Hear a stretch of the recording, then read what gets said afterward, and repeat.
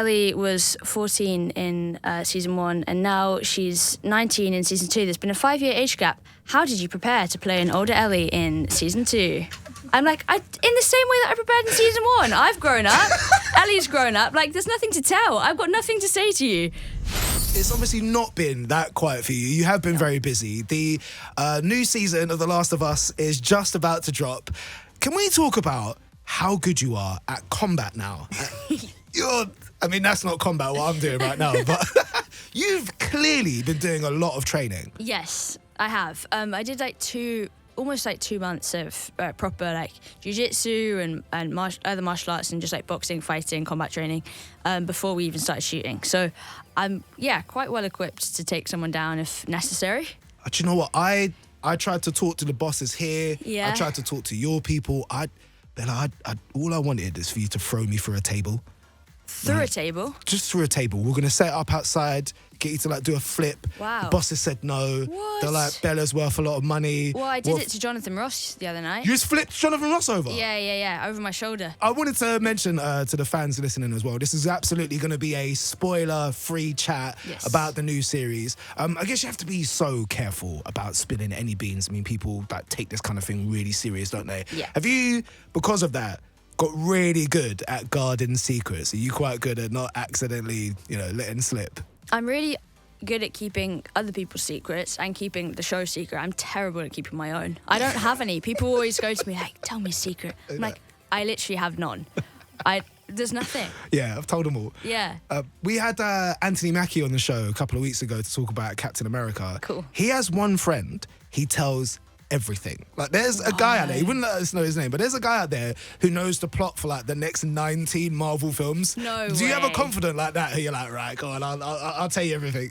No, actually. I was going to say my parents normally know stuff, but normally because my mum, because I was in the industry since I was quite young, she came with me on set everywhere, so she'd always like know everything just because she'd be there. But now, this season was the first time I've been away properly without my mum or dad there, so I was like, they don't know what's going to happen, which is really exciting for me that they're going to watch it and like not know. Just lord it over them. Like, yeah, don't exactly. No, there's no one that in my life at the moment who knows the plot of season 2 of The Last of Us apart from everyone who worked on it.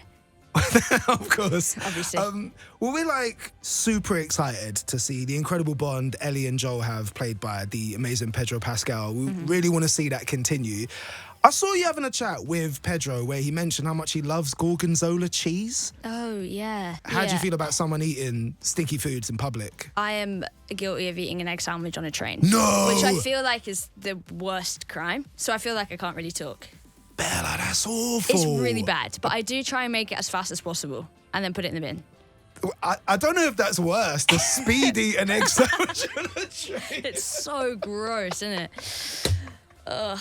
Anyway, gorgonzola. Oh my goodness. There is something really compelling about watching something where it involves like how we would all act if there was some sort of apocalypse or end of world type event. I think we all like to fancy ourselves a bit of a survivalist. Like, I'll be all right. I'll nip down to the big Tesco's. Yeah. I'll get some supplies. Yeah. I'll be able to survive for about 10 years off of canned soup. Yeah.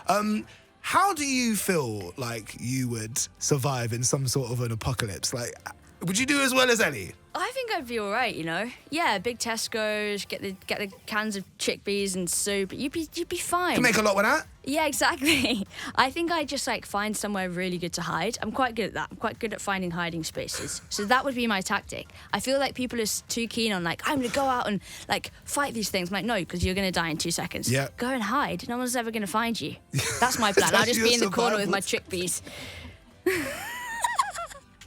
Sorry, that is an incredible image. Just you in like a wardrobe somewhere, just eating cold chickpeas. Yeah, exactly. I'm surviving, aren't I? I'm still here. I am slightly allergic to chickpeas, not gonna lie. So it's Why probably. did you pick It's probably chickpeas? because they're very stable. You've been part of 2 huge franchises, Game of Thrones and The Last of Us. I imagine it does come with its challenges, but it must also be incredible to be part of something that is a huge part of a lot of people's lives. It's really cool, yeah. And when people tell me like how much the Last of Us or like Game of Thrones, big shows like that, like mean to them, and I think it's a really lovely like bonding experience often for people and their like friends or partners or families, especially with something like The Last of Us. People have like played the games together with their families and they're watching the show together. And I think that's really cool. And I really like that also the Last of Us started as a game. It's now in this like TV medium. It's more accessible to like non-gamers and stuff like me. I'm not a gamer,